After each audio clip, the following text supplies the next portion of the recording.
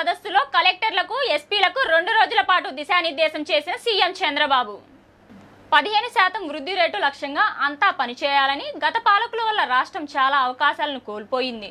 వృద్ధి రేటుపై రాజీ లేకుండా పనిచేయాలని కలెక్టర్లకు ముఖ్యమంత్రి చంద్రబాబు నాయుడు స్పష్టమైన ఆదేశాలు ఇచ్చారు.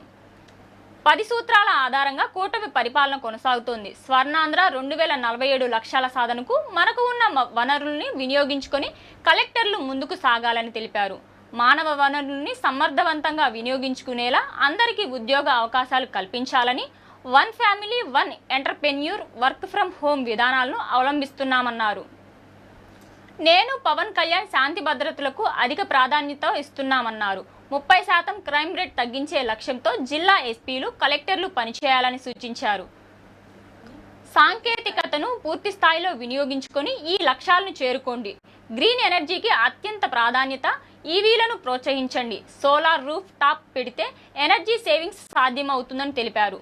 సర్క్యులర్ ఎకానమీలో పోలీస్ యంత్రాంగం కూడా భాగం కావాలన్నారు. క్లీన్ అండ్ గ్రీన్ సంప్రదాయంగా మారాలన్నారు. రోడ్లు, రైల్వేలు, పోర్టులు, ఎయిర్పోర్ట్లను సమర్థవంతంగా వినియోగించుకొని లాజిస్టిక్స్ వ్యయం తగ్గించాలన్నారు. అభివృద్ధి, సంక్షేమం, సుపరిపాలనే లక్ష్యంగా కూటమి పనిచేస్తుందన్నారు.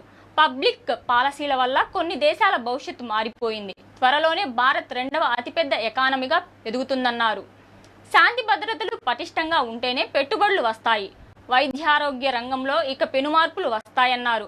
సంజీవని అందుబాటులోకి వస్తే వైద్యానికి చేసే వ్యయం కూడా తగ్గిపోతుంది. ప్రస్తుతం వైద్యారోగ్యానికి 20,000 కోట్లు వ్యయం అవుతుంది.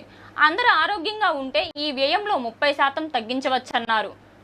జీఎస్టీ సంస్కరణ వల్ల ప్రజల కొనుగోలు శక్తి పెరుగుతుందని, ఆర్థిక వ్యవస్థ మెరుగుపడుతుందని తెలిపారు.